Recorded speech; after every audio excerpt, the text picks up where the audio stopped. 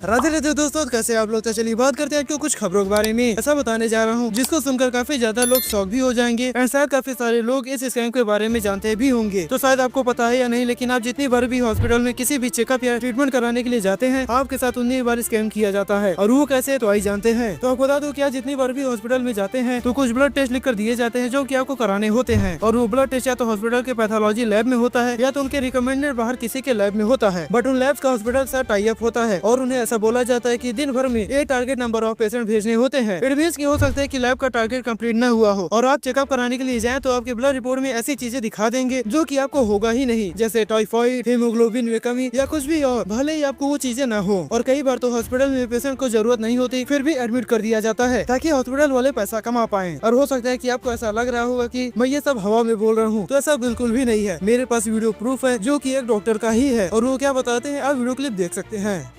Management कहता है इस महीने आईसीयू में इतने बेड भरने चाहिए, ओटी खाली नहीं रहनी चाहिए, जो मरीज ओपीडी में है उसे भर्ती कराओ, चाहे जरूरत हो या ना हो। क्या हम डॉक्टर है या किसी इंश्योरेंस एजेंट की तरह कोटा पूरा करने वाले सेल्समैन? रोज मीटिंग होती है, कितने नए पेशेंट लाए, कितने टेस्ट लिखे, कितने रेफर किए सर्जरी के लिए। ना पूछो कौन बचा कौन गया, ना पूछो वाकई किसे इलाज की जरूरत थी।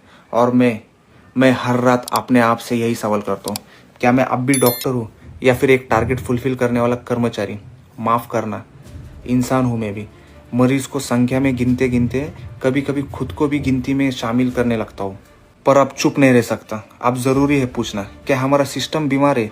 क्योंकि इलाज अब सिर्फ मरीजों का नहीं, पूरे सिस्टम का होना चाहिए। तो नो जस्ट इमेजिन कि आपको कोई बीमारी नहीं है फिर भी रूटीन चेकअप के लिए गए हो और कोई फेक रिपोर्ट बना के आपको जबरदस्ती मेडिसिन खिला रहा हो। ऐसे में आपकी बॉडी और हेल्थ का क्या ही होगा। तो ऐसे लैब्स एंड हॉस्पिटल के अगेंस्ट जो भी फेक रिपोर्ट बना रहे हैं उनके अगेंस्ट क्या एक्शन लिया जाना चाहिए, आप लोग कमेंट सेक्शन में बताएगा जरूर। तो नेक्स्ट बात करते हैं नोमैड सुगम के बारे में। तो रिसेंटली नोमैड सुगम के साथ 3 इंसिडेंट हुए, एक फनी और 2 बहुत ही सीरियस। तो आइए बताता हूँ पहले 2 इंसिडेंट के बारे में जो की काफी ज्यादा सीरियस है। तो रिसेंटली नोमैड सुगम को 2 बार जेल हो गई। जी हाँ, वो कुछ ऐसा कि रिसेंटली नोमैड सुगम अफ्रीकन कंट्रीज का ट्रेवल कर रहे हैं जहाँ पर वो सिएरा लियोने से लाइबेरिया जाते हैं। और जब वो लाइबेरिया में एंट्री करते हैं और उनके वीजा को चेक किया जाता है तो वहाँ के ऑफिसर्स का ये कहना था कि उनके वीजा पर जो स्टाम्प लगा था वो फेक था और उनको ऐसा बोला जाता है कि उनको रात भर जेल में गुजारनी पड़ेगी। After that second day verification के बाद ही छोड़ा जाएगा। तो काफी देर बाद के बाद हम बोलते हैं कि उन ऑफिसर को कितना ब्राइब यानी कि कितना घूस चाहिए एंट्री देने के लिए। तो ऑफिसर $5 की मांग करते हैं। आफ्टर दैट नोमैड सुगम $5 देकर लाइबेरिया कंट्री में एंट्री ले लेते हैं। दिया हमने और पासपोर्ट देने के बाद भाई बोलते नहीं तुम्हारा ये स्टाम्प वैलिड नहीं है, ये है। मैंने कहा कैसे वैलिड नहीं है बताओ। तो फिर हमें ऑफिस लेके गया, ठीक है, एक रूम में लेके गया कि तुम्हारा स्टाम्प वैलिड नहीं है, ये कुछ नहीं है, तुम इलीगल आओगे। मैंने कहा गाली देने का मन किया भाई सच कहूं तो, ठीक है। मैंने कहा साफ स्टाम्प लगाओ भाई। $150 दिए वीजा के, 12,000 रुपए, ठीक है, तुम्हारे देश की आधी इकोनॉमी दी है मैंने वीजा के लिए, ठीक है, ये हो गया।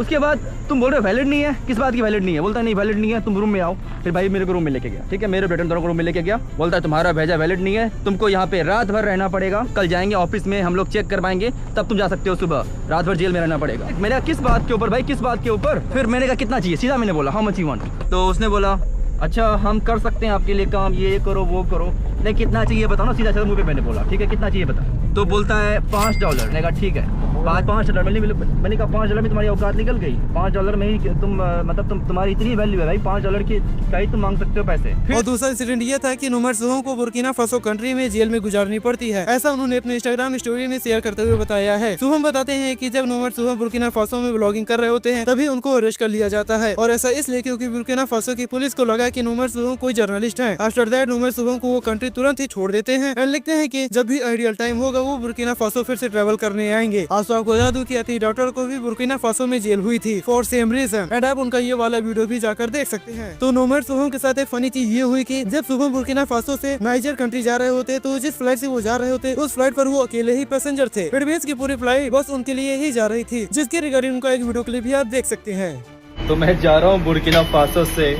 नीजर और मैं इकलौता पैसेंजर हूँ पूरे फ्लाइट में, कोई है ही नहीं, मैं अकेला जा रहा हूँ।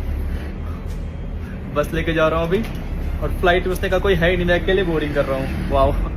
तो नेक्स्ट बात करते हैं ठगेस के बारे में। तो जैसा कि आपको पता है कि एएनआई वर्सेस यूट्यूबर्स की जो कंट्रोवर्सी चल रही है वो काफी ज्यादा सीरियस होती जा रही है। तो सभी ठगेस भी एक वीडियो अपलोड करते हैं एंड बताते हैं कि उन्हें भी एएनआई वालों ने कॉपीराइट स्ट्राइक दिया है और ऐसा इसलिए क्योंकि ठगेस ने भी एएनआई की एक वीडियो क्लिप यूज किया था जिसके लिए उनसे 15 लाख रुपए प्लस जीएसटी मांगा गया है। आज आपको जानकर हैरानी होगी कि जिस वीडियो क्लिप के लिए उनसे 15 लाख रुपए मांगे गए हैं वो वीडियो क्लिप मात्र 4 सेकंड की ही थी, विच इज वेरी रिडिकुलस।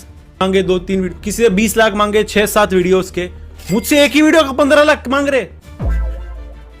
भाई सॉरी यार, मेरे से सीरियस चीजें नहीं होती, लेकिन भाई मतलब मैंने क्या किया है तुम्हारा?